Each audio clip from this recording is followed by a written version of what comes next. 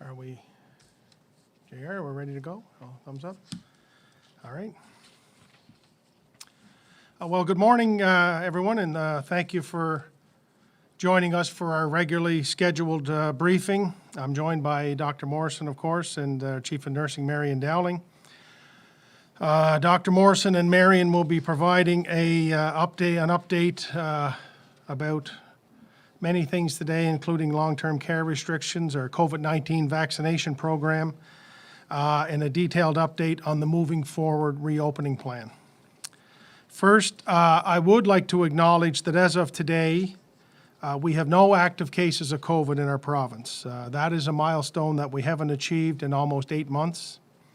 Not only is that a testament to our controls and measures that we have put in place here in Prince Edward Island, but it also speaks to the high level of adherence we have to these measures, and that the epidemiology across the country is heading in the right direction, with case counts decreasing by over 70% in the last 3 weeks. Last week, following a conversation I had with Prime Minister Trudeau, we received confirmation that Prince Edward Island will be receiving over an additional 29,000 doses of vaccine before the end of June. And just yesterday, we got confirmation of an additional 6,000 vaccines will be added into the 2 shipments before the end of June. That means that in the month of June, we will be receiving 66,000 doses of mRNA vaccine in this province. This is welcome news for Islanders. Vaccines are key to our reopening plan, as we need to ensure Islanders are protected as we methodically reopen our borders and welcome our friends and family members back home. With the news of additional vaccines arriving before the end of the month, it has provided an opportunity with us to revisit our moving forward reopening plan. Our plan, as we discussed here on May the 27th, was created in a way that we could adjust our steps should factors change, and some of those factors have changed. And it's safe to say with these additional doses arriving, things are moving in the right direction and give us confidence to make some changes. Today, we will be announcing a soft launch to welcome Atlantic Canadians back to Prince Edward Island on June the 23rd. This will allow anyone that applies and is approved under our current streams of travel to be admitted between June 23rd and 27th without self-isolation if they have received 1 dose of vaccine. The reopening of our island borders to seamless travel for Atlantic on June 23rd will include permanent residents from the Magdalene Islands as well. There, over 80% of residents are vaccinated with 1 dose, and over 30% are fully vaccinated. Residents from the Magdalene Islands will require a negative test up to 72 hours prior to arrival in Prince Edward Island. And to make sure we are open fully to that market, Tourism PEI officials will unveil a targeted campaign for that region in the coming days. In addition, we will be opening our borders to the rest of Canada on July the 28th with a single point of registration called the Pei Pass. The Pei Pass will provide a seamless application process for anyone wishing to visit Prince Edward Island without having to fit into one of our current streams of travel. Individuals who have 2 vaccines will be exempt from isolation requirements, and those with 1 dose will have a modified isolation. Dr. Morrison will share a little more of this in a few moments. Key to all of this, as we said, has been the fact that we need to keep rolling up our sleeves and getting Islanders vaccinated. As of today, we are over 71%, I believe, Dr. Morrison, with residents with at least 1 dose. That rate needs to continue, and our news of increased procurement will help us move forward with our goal to get as many Islanders fully vaccinated as soon as possible, with that goal of getting 50% with 2 vaccines by the end of July 28th. And should we get there sooner, we would then be able to revisit a decision to open our borders a little bit sooner as well, but only when it is safe to do so. Last week and over the weekend, I spoke with my fellow Atlantic premiers about potential alignment for our reopening dates. I know this is something that worked well last year, and we were trying really hard to have something similar this year. But as of today, we just weren't able to find that alignment. However, we are able to make the necessary adjustments in our plan to allow for the seamless application and entry into Prince Edward Island for Atlantic Canadians on June 23rd, and I think it will be similar in other Atlantic provinces. Our decisions to get to today have been consistent with our planning throughout the pandemic. We are finding balance between keeping our province safe while making the cautious steps back to normal. As I said earlier, Dr. Morrison will discuss our new PEI pass for Islanders and visitors to apply to come to Prince Edward Island. This pass will see us collapsing the streams of travel into a single application and allow anyone who wishes to come to Prince Edward Island, when the time is right, to apply, to supply a proof of vaccination, and then make your plans to come back. And we will be very excited to welcome you back here. I know there is a sense of urgency for some to go faster, and I appreciate that, and I understand why some people want that to happen. But we continue to need to be cautious for a reason, and this isn't over. The vaccine is a huge, huge help and will help us get to where we need to go, but it isn't a definitive, hey, this pandemic thing is over moment. It will help reduce the chances of spread and to help reduce people getting really, really sick or worse. But we only have to look north to our dear friends in the Yukon who are experiencing an outbreak with over 20 cases and a death in their population, while having over 70% of their population vaccinated with 2 doses. I did send along today my sympathy and best wishes to Premier Sandy Silver, and for him to pass that on to all residents of the Yukon as they deal with this difficult time. And I'm saddened by this news, and we need to use this as a moment for us to remember why we need to be cautious. While caution is our best friend at this moment, we are getting there. We are making steps. We're going as fast as we can safely do so, and that will be our process until we can safely say we're through this. So with that, Dr. Morrison, I will pass it on to you. Great. Thank you. And good morning.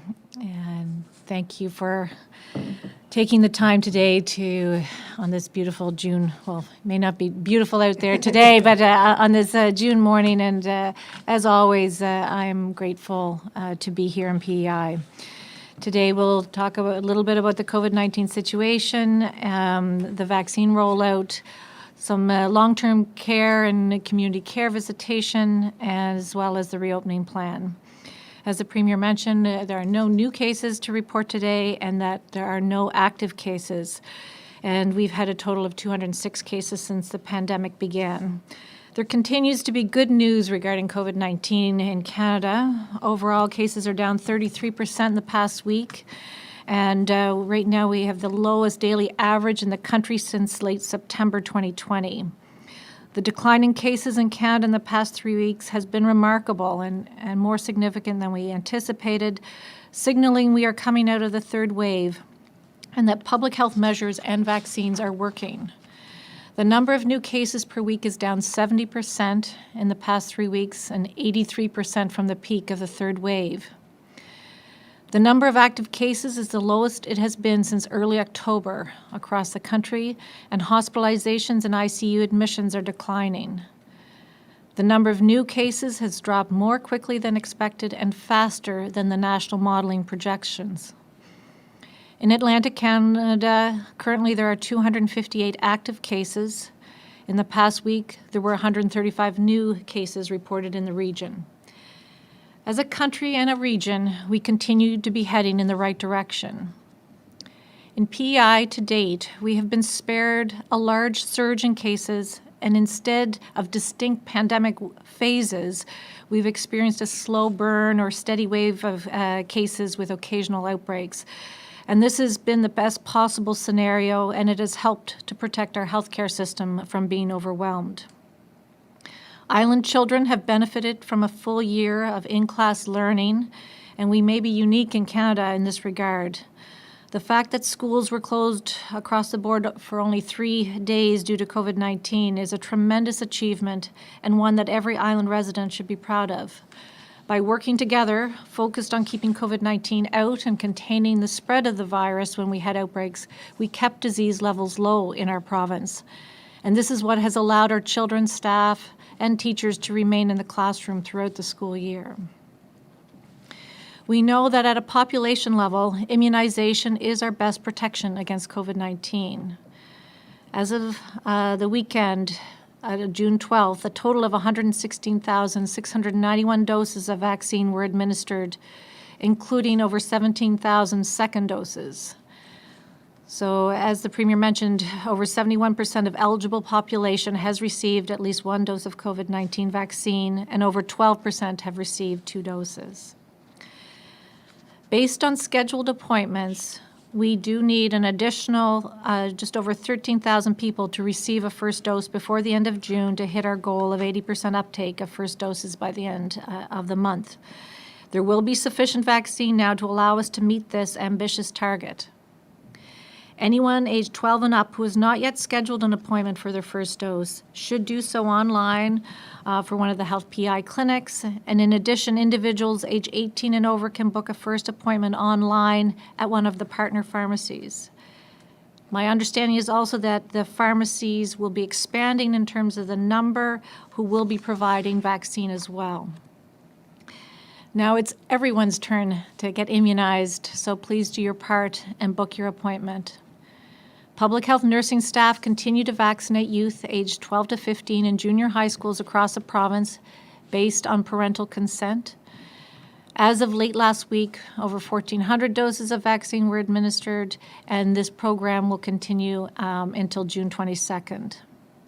This week, the Tourism Industry Association of PEI will be launching a contest for vaccinated island residents to win a prize. I don't know what that is. Stay tuned for more details on this exciting campaign. And thank you to our partners in tourism for their support and creativity in encouraging island residents to be immunized. The goal of our vaccine program is to immunize all eligible island residents aged 12 and over with 2 doses over the summer.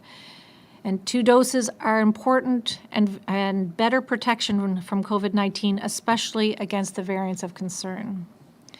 Individuals who receive 2 doses of vaccine have a lower risk of spreading the virus to others and are less likely to become seriously ill from the virus. And I know there are infectious disease experts across the country that are telling us that 2 doses of vaccine is our best protection against COVID-19, especially the variants of concern, including the Delta variant. In terms of second doses, PEI recommends that people wait 8 weeks between doses, regardless of the type of vaccine received. If you've received a first dose at a health PI clinic or pharmacy, you do not need to do anything to book your second appointment, as you will be contacted with an appointment. Everyone who received their first dose prior to the beginning of May at the public clinic have already been notified about their second dose appointment. And Marion may speak to this as well. Those who were vaccinated in May and June will receive confirmation of their second dose in the next several days and weeks. Anyone who was vaccinated at a pharmacy will be contacted by the pharmacy regarding their second dose. If you are moving to PEI as a seasonal or permanent resident and need to get a second dose, please bring your vaccine record with you to the province so the appropriate vaccine and dose spacing can be arranged. If you are a PEI resident and have had 1 or both doses of COVID-19 vaccine in another jurisdiction, you should arrange to have your vaccine record added to the Provincial Immunization Registry. A form will be available online in the next couple of weeks for electronic submission, or you can bring your record to the local public health office. Long-term care and community care guidance will ease as we transition through the steps in the reopening plan. When we enter Step 2 on June 27th, designated visitors will increase from 6 to 10. Residents may visit community services such as a hair salon, provided they wear a mask, and vaccinated partners in care or designated visitors may visit with vaccinated residents outdoors without having to wear masks. In Step 3, projected to be July 18th, there will be no limit on the number of designated visitors. Residents may visit public places, such as a restaurant, following public health measures. Vaccinated partners in care and designated visitors may visit lived one in the residence room without having to wear masks, but masks will still be required in common areas. Further easing of measures over the summer will be announced as we go through the next few weeks. The moving forward plan, as the Premier mentioned, has been based on meeting certain vaccine targets, but also low levels of COVID and controlled transmission in PEI and elsewhere in the country. As was mentioned a few minutes ago, we are on track to achieve the goal of immunizing 80% of eligible residents aged 12 and over with 1 dose by the end of June. I have good news for people currently in self-isolation. Effective on June the 17th, the self-isolation period will be reduced from 14 days to 8 days for people who travel to PEI from within Canada, subject to a negative test on day 8. In our reopening plan, we projected to move to shortened isolation on June 27th, and now this date is being advanced to June the 17th. This means that domestic travelers who have completed at least 8 days of self-isolation on June 17th will be tested and, subject to a negative test, will be finished their self-isolation. As we are getting ready to reopen to travel, first within Atlantic Canada, and also to align as much as we can with our Atlantic partners, as Premier King announced, effective June 23rd, vaccinated individuals approved under the Family Connection stream of travel, compassionate and exceptional travel, and seasonal residents from within Atlantic provinces will be able to submit their vaccine record, and subject to approval, they will not have to isolate upon arrival in PEI. They will be required to have a negative test soon after they arrive in the province. Any vaccinated residents in these travel streams from within the Atlantic provinces who've already had pre-travel approval for after June 22nd should contact Public Safety to submit their vaccine records. Beginning on June 27th, partially or fully vaccinated individuals traveling to PEI from within Atlantic Canada will not have to isolate, subject to testing, as directed at the points of entry. There will be no travel streams for travelers from the Atlantic Canada area after that date.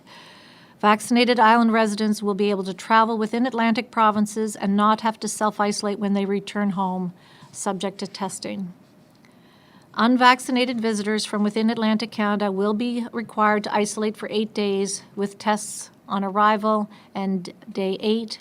The same is true for unvaccinated islanders who travel within Atlantic Canada. They will also be required to isolate for 8 days when they return to PEI. And of course, this is not forever. This is only until we feel like we've been able to achieve a good level of herd protection among PEI residents. We will see more recreational travel for island residents within Atlantic Canada beginning June 27th. As the Premier mentioned, PEI and the Magdalen Islands have agreed that permanent residents from the Magdalen Islands will be able to travel to PEI, subject to the same measures as others from Atlantic Canada. Conversely, vaccinated island residents will be able to travel to the Magdalen Islands and not have to self-isolate when they return home, subject to testing. As of Thursday, again on June 17th, vaccinated island residents and people from within Atlantic Canada who plan to travel to PEI this summer can apply for a PEI Pass. The PEI Pass is a document that verifies if you've been fully or partially vaccinated and that you are not required to self-isolate in PEI. If you arrive from within Atlantic Canada, provided you meet these conditions. The PEI Pass can be used multiple times and will expedite screening at the points of entry. If you meet the conditions, no further registration or declaration is needed. The pass is good to enter PEI and is not valid for traveling to other provinces. Each vaccinated person aged 12 and over can apply for a PEI Pass to be exempt from isolation in PEI following travel within Atlantic Canada. Parents must complete the PEI Pass application for children under the age of 18. In order to apply for a pass, you need proof of residency and a copy of your vaccine record. And a vaccine record is an official document issued by a government, health authority, or licensed provider. It would contain at minimum the name of the person vaccinated, the date they were immunized, and the type of vaccine received. I know Marion will speak about the options to access vaccine records for people who are living here in PEI. In order to be eligible for a PEI pass, you need to have received your first dose of vaccine at least 21 days ago. However, until July 31st, youth aged 12 to 15 will be considered vaccinated as soon as they get their first dose, because they really were only able to start getting their vaccine later on in this month. It is important that you apply for your PEI pass 1 to 2 weeks before you plan to travel to PEI. If you live in PEI and have had at least 1 dose of vaccine and plan to travel within Atlantic Canada, apply for a PEI pass. If you are vaccinated with at least 1 dose and live in another Atlantic province and plan to come to PEI this summer, apply for a PEI pass. If you have a PEI pass, you must have it with you when you travel to PEI. You will be asked for government-issued identification at the points of entry and may also you will undergo screening. If you arrive in PEI before your PEI pass application is approved, you can expect delays at the points of entry. For non-PEI residents, if you are vaccinated and choose to not apply for a PEI pass, you may be required to isolate or denied entry. The PEI pass application will be available on Thursday, June 17th. We are concerned about a high volume of applications in the first few days, and I ask that if you are not planning to travel to or from PEI before Canada Day, to please wait a few days to apply. Our partners in Justice and Public Safety will be working diligently to process applications as quickly as possible. Please be patient, especially in these first few days. Rotational workers and truck drivers who have registered their vaccine status with our office will automatically receive a PEI pass for travel within Atlantic Canada. Rotational workers and truck drivers who have not registered their vaccine status with our office will continue with their current measures and testing regimen. There will be more information about the PEI pass, including a series of questions and answers on the website by Thursday. For island residents and individuals who live in other Atlantic provinces who are not vaccinated, they will be required to complete a declaration and isolate for 8 days in PEI. A key element of the moving forward plan is testing at the points of entry. Currently, testing is available at the Charlottetown Airport and the Wood Islands Ferry. The testing site on Dickey Road in Borden is available 24 hours a day for workers. Work is underway to establish a large 18-lane testing and screening site in Borden that will be operational on June the 27th. The following guidelines will determine who is tested at the points of entry. 2 people per vehicle will be tested, preferably 2 adults. Youth under the age of 16 will not be tested at the points of entry. And if an adult is traveling with children, the adult and 1 child over the age of 16 will be tested. If the children are under the age of 16, only the adult will be tested. Children who are traveling to PEI and attending camps and day programs will require negative tests prior to joining the camp. I ask camp operators to please review the new camp and day program guidance carefully. Testing at the points of entry will remain an essential part of our provincial response throughout the summer. However, our testing strategy and priorities may evolve and change as we transition through the moving forward plan. Changes to our testing strategy will be based on a risk assessment. Like immunizations, testing is another layer of protection against COVID-19. 2 changes which were announced in the last week. Effective July 18th, wedding dances will be permitted in cohorts. Dancing in all other settings and venues will resume when 80% of eligible island residents have been immunized with 2 doses of vaccine.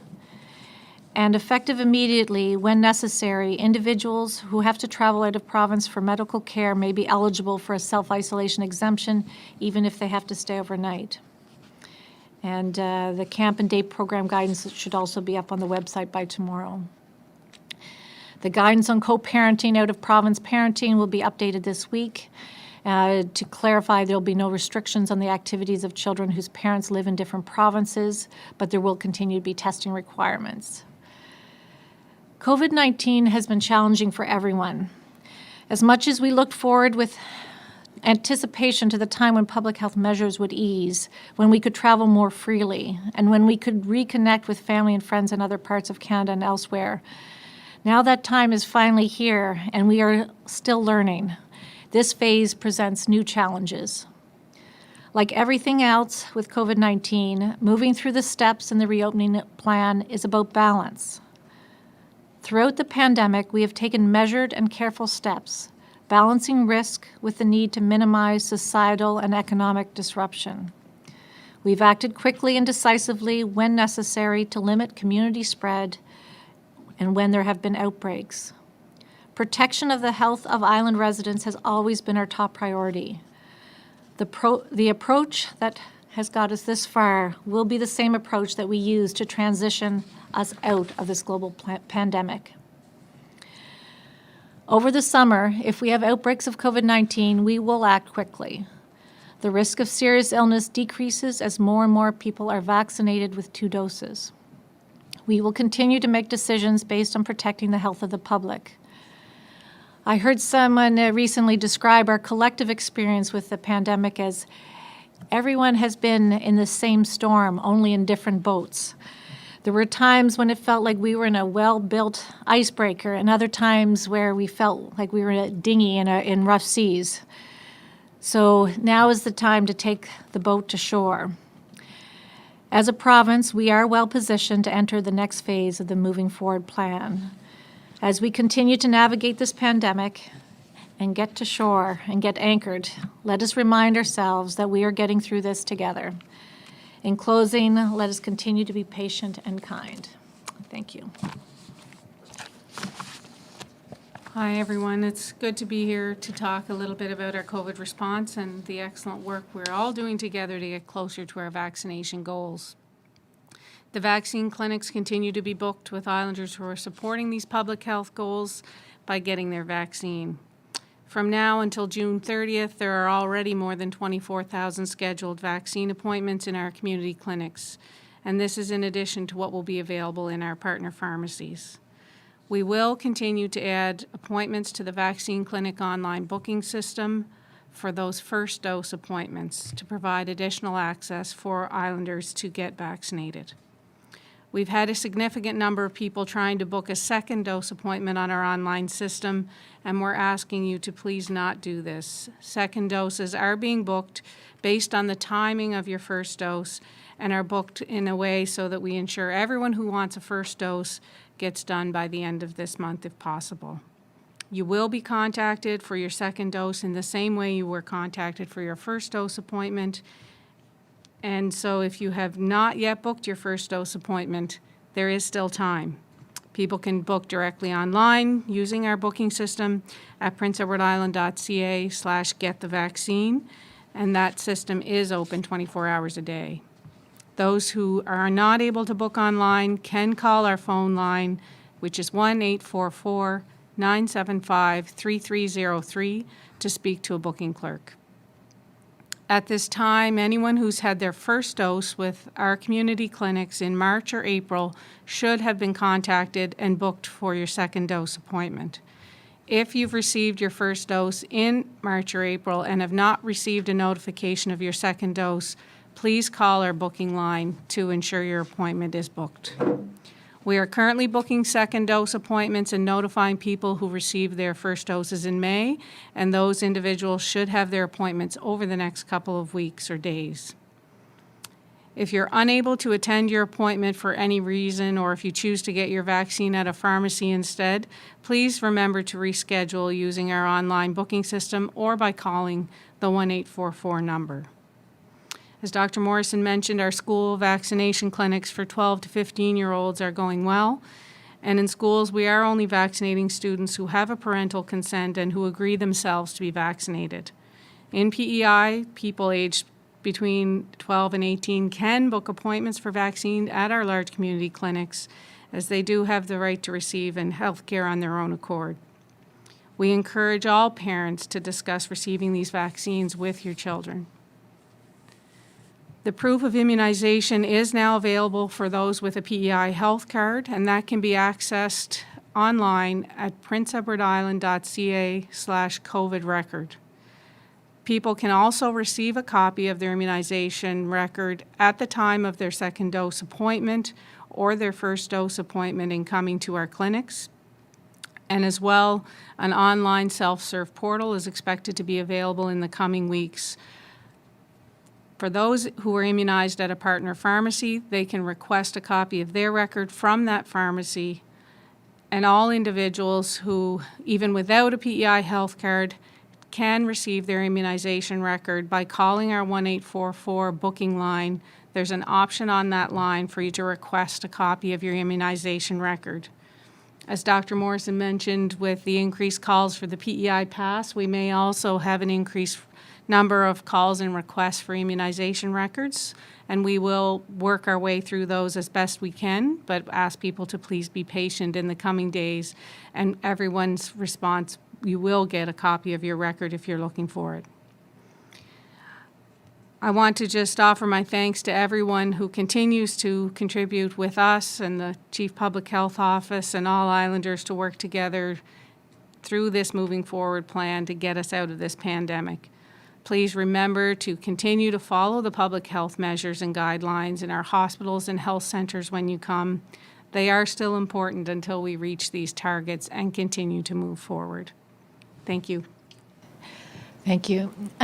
We've had a number of questions just before we open it up for questions from the media.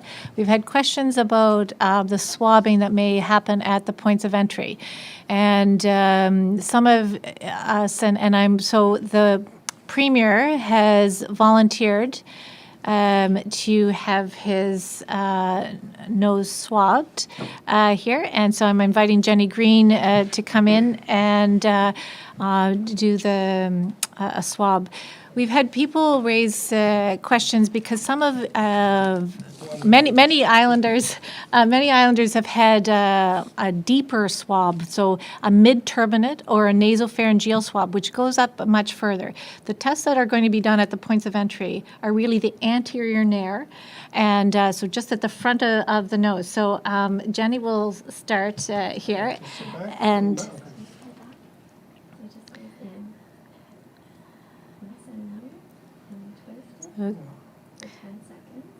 Tickled more than anything, eh? Wow.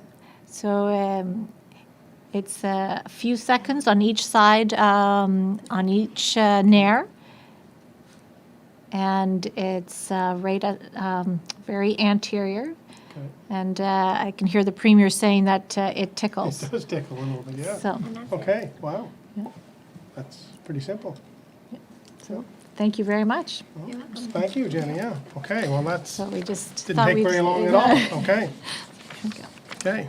So All I'll turn right. it over to. Okay, well, with that little sidebar, we will now turn it over to questions from our friends in the media, please. Wayne Thibodeau, CBC.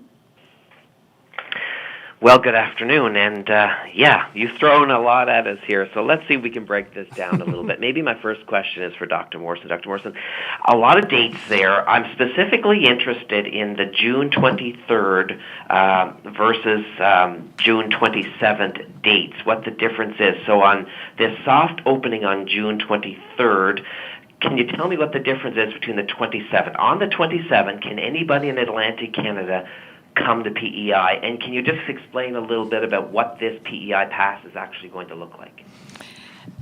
Okay, so I think there's more. There's a number of questions that may be in there, Wayne, but I'll do my best. So the date of the 23rd is really, I think the Premier talked about it as almost a launch of the opening to the rest of Atlantic Canada for travel, and so right now, people from across the country, including Atlantic Canada, can come to PEI on streams of travel.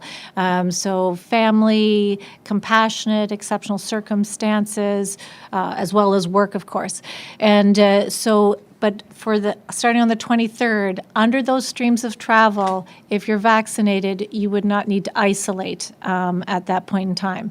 And that's just giving us really a few days to make sure we can have everything in place so that on the 27th, that it would be open to people who are not in those streams of travel. So maybe, Wayne, you have a friend who wants to come from Halifax, and on the 27th, they would not have to isolate. If they have a Pei Pass and are vaccinated, they would not need to isolate. So it's really a bit of a stepping stone, I think, towards the 27th, so the next part of the question, I think, was around the Pei Pass, and it is for island residents and for those in Atlantic Canada to start with that are going to be traveling to PEI or returning to PEI, that they will, last year we had a declaration, and in many ways it's a declaration which includes your vaccine record. And that will mean that you'll be able to use it more than once, I think I mentioned, once you have that. And it will mean that when you come back to PEI and come through the border, that you will not be flagged for isolation, and you will not have to isolate when you're back in PEI. I don't know if you want to add anything to I that. think that's the best way. I think last year we had the declaration form, which all provinces have, and I understand all provinces in Atlantic will have again this year. And that form, the PEI Pass, is the kind of the cute name that we've put on it, is simply that also will allow us to validate the vaccination record, which is important for us here for travel. So I suspect it will be a simple and seamless process, similar to last year, and it will just make it that much more efficient at our points of border entry for our screeners and testers. And I'm not My second question actually is to the PEI Premier, since you're right at the mic there. I'm sure you've heard PEI Premier, as we have as well, from islanders who have loved ones in Ontario, from tourist operators here in Prince Edward Island who are struggling and continue to struggle. And yet we see New Brunswick opening July 1st. We are still 28 days later, even with this adjusted plan. Why couldn't the 3 maritime provinces, at least, or 4 Atlantic provinces, get on the same page? And why do we have to be 28 days later than New Brunswick? What is holding up the opening of the rest of Canada here on PEI? Well, I'm not sure anything is holding it up. I mean, we have been the most consistent province from the very beginning with this and how we've been dealing with the pandemic, measuring the caution needed with the reopening. We haven't been able to get to a regional alignment this year. I think obviously a couple of provinces feel more comfortable than we do to go faster. They would all acknowledge and have acknowledged to me, and their colleagues have acknowledged to Dr. Morrison, that going faster brings with it an increased level of risk, which they're comfortable to deal with. They feel they have a higher capacity to deal with an outbreak should it occur than we do. And it simply comes down to it that we're not comfortable from a health perspective to go that fast. We want to get there, and we will get there at or about the same time. We might be a couple of weeks delayed in terms of opening to the rest of Canada. But I would say, and I have said consistently to those in our tourism sector, 80% of our tourism dollars in PEI on an annual basis come from Nova Scotia, New Brunswick, and Prince Edward Island. So we will be open to that market, which is our largest part of our market. As an overall province, without Cavendish Beach, which is normally the music festival, which is usually open, say, June 7th or that weekend or a little bit earlier, without that in place, July 15th is kind of the official open to the rest of Canada, in a normal year. So we might be a little bit delayed in getting to that. If we can get there earlier than the 28th, we will, if it's safe to do so. But I do feel comfortable that we will have a much greater tourism season than we did last year, and perhaps even far exceed what we were anticipating 6 or 8 weeks ago. But we make these decisions in knowing that there will be individual operators who have a bigger market outside of Atlantic and all of those things, and they will be impacted. And we're trying to work through with our programming to make that as least amount of impact as possible. But I feel from a perspective of our tourism sector that we will be in a much better shape than we were last year, and probably get more of our tourist year than we thought. And it just comes down to it that, Dr. Morrison and I talked this morning in my office, and Prince Edward Island really hasn't had a first wave or a second wave or a third wave. And it's because we have been, managing this cautiously and doing the things that need to be doing. Everyone in PEI, with the exception of a couple of days, have had in-school learning. I mean, we've done this very, very well. And the last thing we really want is a fourth wave and get open, and then in the middle of July have to slam this down. So look, we're understand that people want to do this faster. We understand some want to do it more slowly.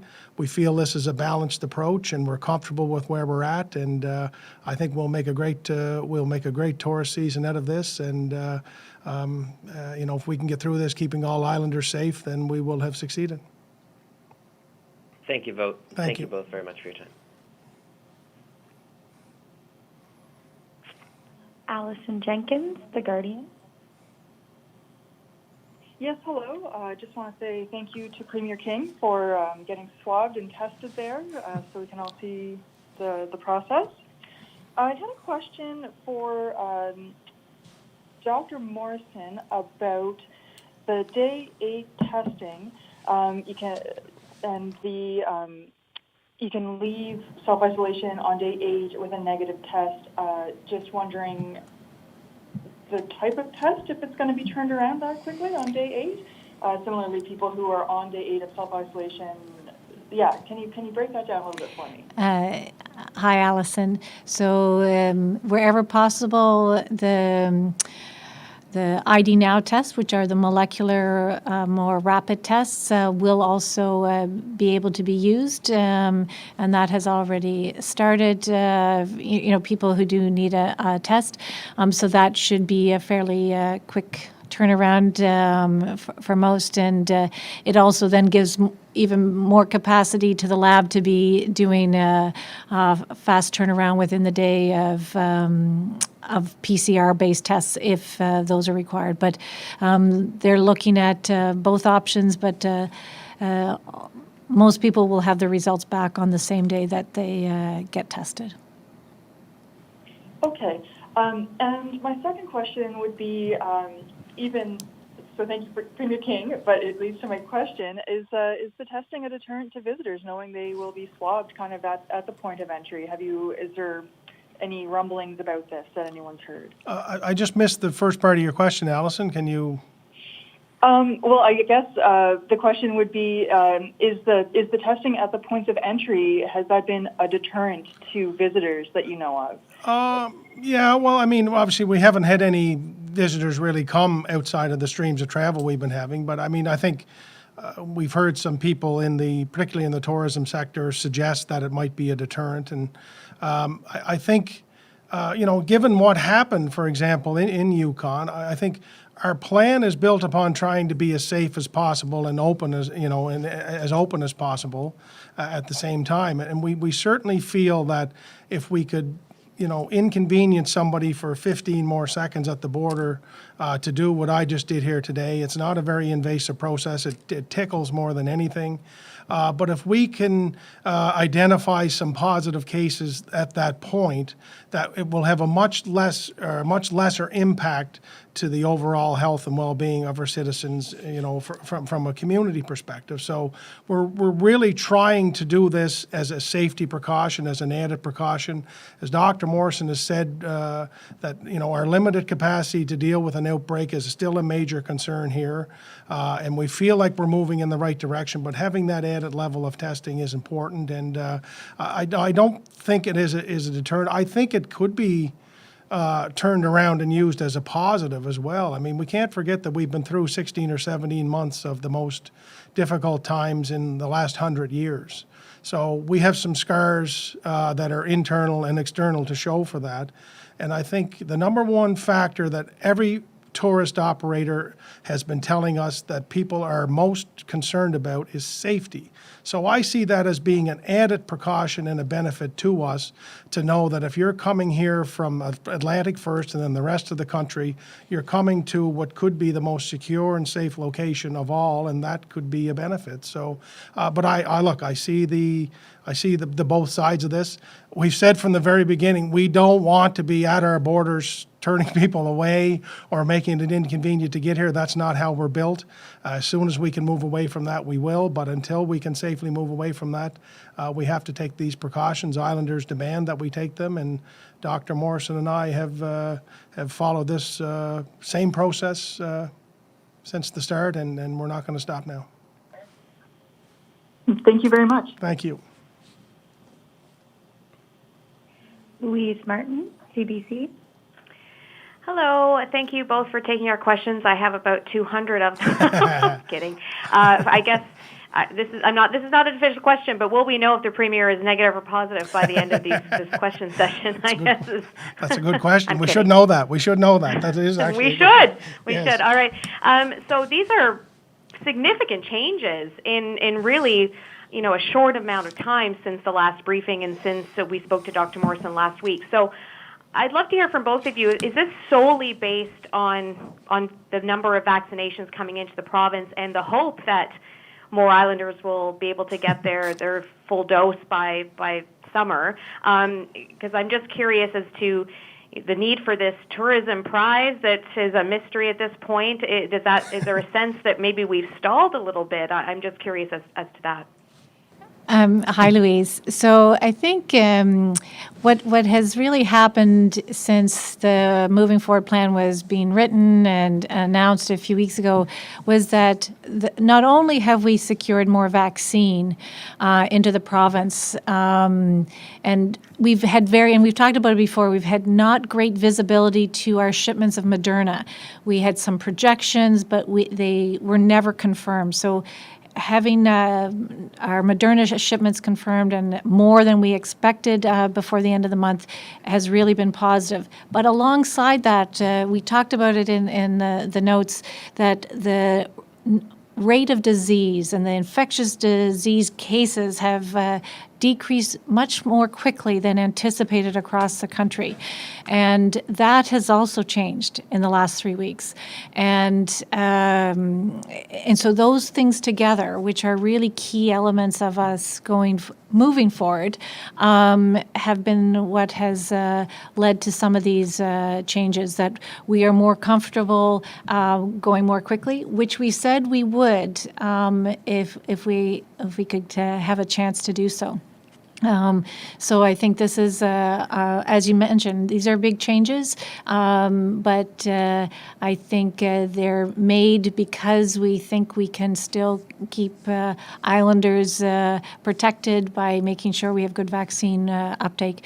At this point in time, the percentage of people in each sort of decade that are being vaccinated are all looking very good. I don't think it's been stalled at all. There continues to be great demand, and we'll continue that for first doses, and we anticipate that will continue and make sure people get both doses.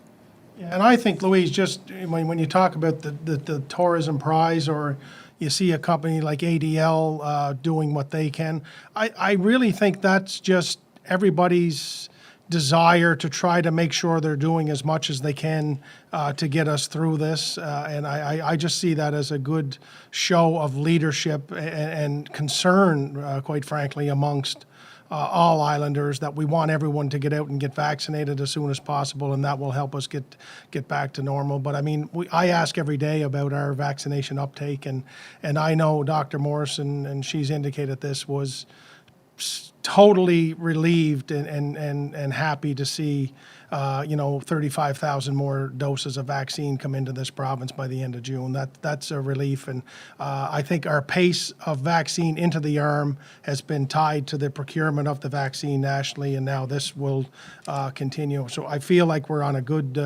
trajectory there. That we don't see much or any vaccination hesitancy here in PEI, thankfully, and we just need that to continue. All right, so we don't need a lottery. No. Okay. My second question, Dr. Morrison, back to you. A lot of people have been asking about the 21 days after vaccination. Could you explain that a little bit more? Why the 21 days?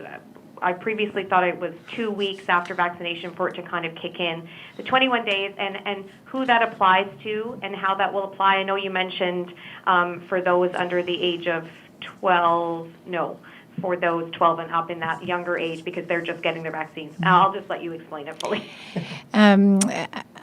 Okay, so certainly the studies that have come out primarily out of the UK but other international studies have looked at after one dose. It's really up to 21 days before you'll see the best effect after one dose of vaccine. Now, so that's why the 21 days is there, and it's based on the evidence that we have. Now, you'll often hear to be fully protected, it's 2 doses plus 14 days. And when they talk about breakthrough case definition or who is considered fully vaccinated, it's 2 doses plus 14 days. And again, that's to make sure that you see the maximum effect after 2 doses of vaccine. So that's why the 21 days. Now, recognizing that 12 to 15-year-olds are just getting their appointments sometime near the end of June, and often young people do get COVID from parents. Usually it's transmitted that way, but that's why we have waived for the Pei Pass for Atlantic Canadians, travelers that are 12 to 15, as long as they've had their first dose, that 21-day period is really going to be exempted. And that's to do with some practical reasons for the first month, basically, that it's in place. So just to be clear, for the PEI Pass, you have to have had your vaccine plus the 21 days in order to qualify for an exemption from isolation. I just want to be clear about that. Yes, for Atlantic Canadians, yes, apart from the 12 to 15-year-olds. You're correct. And then for the rest of Canada on July 28th, it is still the 21 days applies, right, since the date of your vaccination. It'll be and I'm glad you clarified that. So the PEI Pass for all non-Atlantic Canadians will be to be fully vaccinated. Okay, plus the 21 days, though, right? No. After the fully vaccination? No, just two doses of vaccine. 2 doses. Okay. Thank you. You're welcome. Thank you. Gabrielle Drumeau, Radio-Canada. Good afternoon to you all. Ma question, c'est en français pour la docteure Reda Morrison. Alors, docteur Morrison, les îles de la Madeleine les résidents des îles de la Madeleine pourront entrer à l'île à compter de la fin juin. Alors, moi, je voulais savoir comment allez-vous vous assurer qu'uniquement les résidents permanents des îles de la Madeleine vont pouvoir entrer ici dans la province et de ne pas laisser, par exemple, entrer les résidents du Québec continental, et comment allez-vous faire votre communication avec les Québécois pour qu'ils comprennent bien les règles? Alors, bonjour. Alors, c'est plusieurs choses. Les résidents des îles de la Madeleine doivent faire application pour le Pei Pass comme quelqu'un de Nouvelle-Écosse ou même les insulaires ici. Alors, ils doivent montrer qu'ils sont vaccinés. Et c'est vraiment comme une déclaration avec ça. Et puis, quand ils arrivent ici, s'ils restent à l'île du Prince-Édouard, ils vont être demander les questions, screener, près de Surrey et puis doit montrer qu'ils ont un test résultat qui soit négatif pour COVID-19. Alors, on vient de parler, je sais que le premier ministre a parlé je ne sais pas comment vous dire en français, le maire de les îles de la Madeleine. Et puis moi, j'ai des communications avec Santé publique à Québec. Alors, je pense qu'ils vont avoir vraiment un programme touristique pour informer les résidents des îles de la Madeleine. Et puis, quand vous arrivez à l'île du Prince-Édouard, vous doit montrer l'identification et puis avec votre adresse, et puis ça va être aux îles de la Madeleine. Alors, c'est pas quelqu'un qui habite à Montréal qui vient arriver aux îles de les Madeleines. J'espère que ça répond un peu à votre question. Oui, tout à fait, tout à fait. Et ma deuxième question, je sais que vous l'avez déjà répondu en anglais, mais j'aimerais l'avoir en français. Alors, c'est un gros changement dans le plan de déconfinement de l'île que vous annoncez aujourd'hui.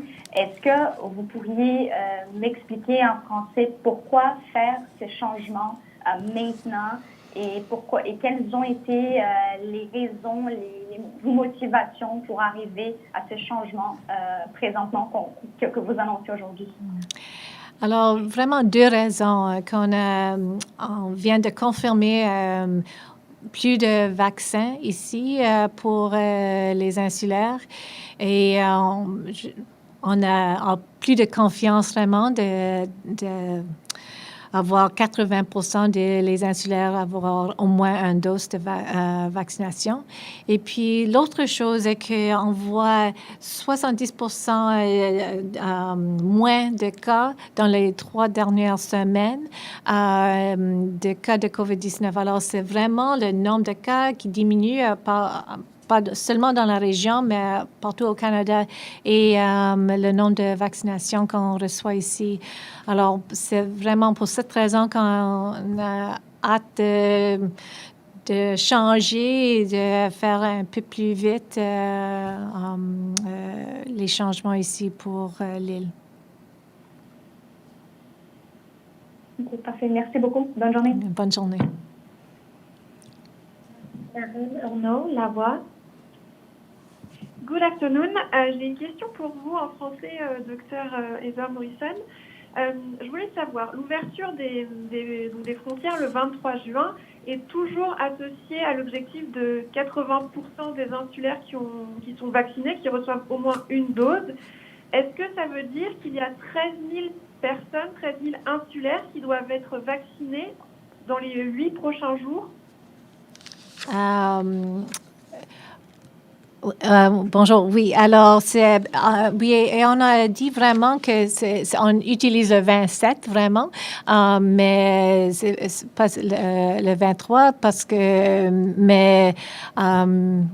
c'est à peu près 13 000 qui doivent être vaccinés avant le 27 juin. Et puis, avec le vaccin qui arrive, je pense qu'on peut en faire et même avec le vaccin qu'on a cette semaine.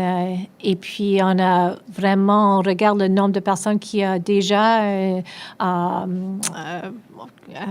un temps pour en faire vacciner. Et puis, on a aussi en train de vacciner les jeunes entre 12 à 15 ans à l'école. Alors, je pense qu'on serait juste à peu près plus que 13 000 avant le 27.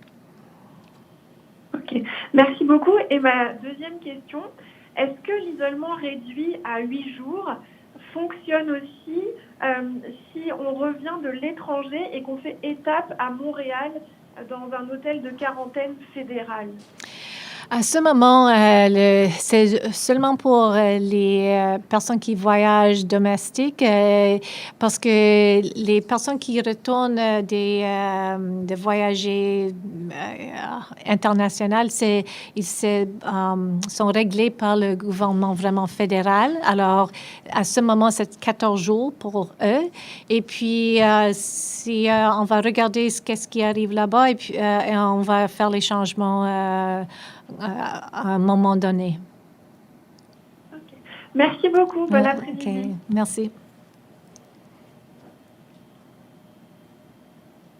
Julien Lecacheur, Radio-Canada. Good afternoon to everybody. Thank you so much, Premier King, for the swabbing. It's going to be a great footage for tonight, so I appreciate that. Dr. Morrison, I'm going to ask you a question in French for you. Dr. Morrison, je voudrais savoir comment vous... Est-ce que, je ne sais pas si c'est inquiétude, mais comment vous allez gérer le fait que des touristes venant de tout le Canada vont aller au Nouveau-Brunswick au mois de juillet, mais l'île du Prince-Édouard ne va pas les autoriser tout de suite. Néanmoins, les résidents du Nouveau-Brunswick qui pourront venir à l'île du Prince-Édouard seront en contact avec ces touristes du reste du Canada au Nouveau-Brunswick. Est-ce que ça vous inquiète d'avoir ce mélange de personnes qui pourraient ensuite venir à l'île du Prince-Édouard en juillet? Merci pour la question parce que c'est une bonne question. Et puis, oui, ça m'inquiète un peu. Mais sauf que je sais que les personnes qui arrivent ici doivent être vaccinées, sinon ils vont isoler.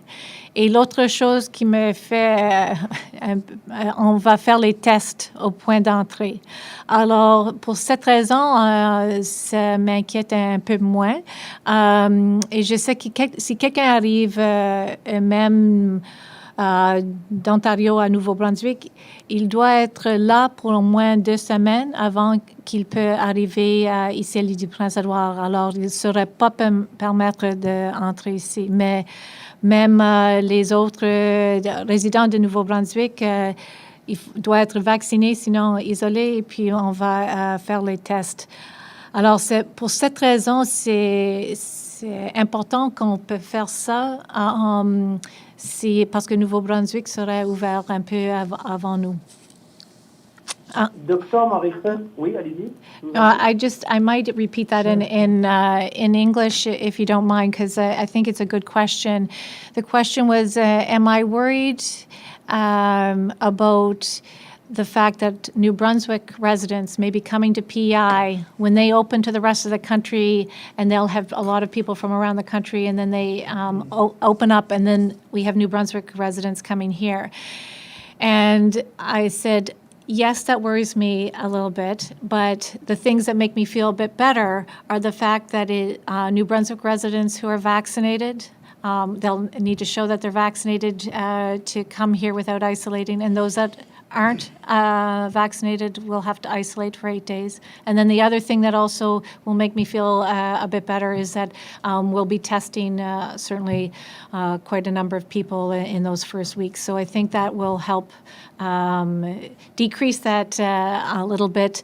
And if someone from outside Atlantic Canada comes to New Brunswick, they will need to show that they've been there for 2 weeks prior to coming here.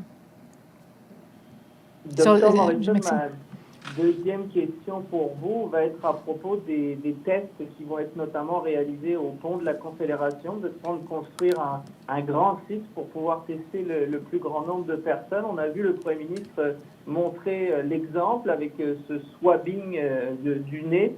Dr. Morrison, en gros, comment ça va fonctionner ces tests au pont? Est-ce qu'on fait le test, on prend les informations et ensuite eh bien, le touriste peut entrer dans la province? À quel moment, en fait, on donne les résultats? À quel moment on peut savoir si la personne est positive et négative et pouvoir ainsi l'isoler ou la renvoyer à l'extérieur de l'île du Prince-Édouard? Alors, je sais qu'ils vont avoir plus d'informations. Je pense qu'ils vont faire vraiment une vidéo pour montrer tous les détails, mais les résultats, si c'est positif,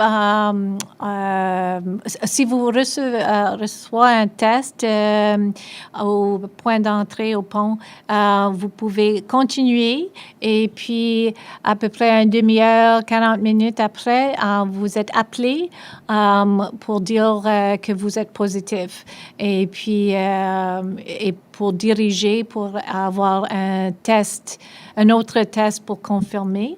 Alors, c'est peut-être avant d'arriver à Charlottetown, si vous êtes en train de conduire de Borden à Charlottetown, avant d'arriver à Charlottetown, vous recevoir un appel pour dire vous êtes positif. Je m'excuse de reprendre sur votre réponse, Dr. Morrison, mais vous ne prenez pas un risque, là, de laisser rentrer quelqu'un positif et ensuite il pourrait très bien aller au magasin d'alcool de Borden-Carleton ou se promener dans le centre-ville de Summerside. Vous ne voulez pas faire attendre les gens 30 minutes sur le côté du pont pour recevoir le résultat du test? Oui, c'est toujours une balance des risques et puis on ne peut pas avoir tout le monde stationné à côté du pont pendant demi-heure et puis on ne veut pas faire ça. Et puis je sais que même s'ils rentrent quelque part, il y a des autres mesures de santé publique. Ils vont avoir les masques, ils vont avoir laver les mains, toutes sortes de choses comme ça, s'il doit entrer quelque part. Et puis, et puis on sait que la plupart des gens sont vaccinés. Et puis les personnes qui ne sont pas vaccinées, ils vont directement, ils doivent isoler. Alors, ils n'ont pas le droit d'arrêter quelque part. Alors, c'est seulement les personnes qui sont vaccinées qui on laisse aller et puis on va les appeler s'ils soient positifs. Merci beaucoup. De rien. Maude Montembeau, Radio-Canada.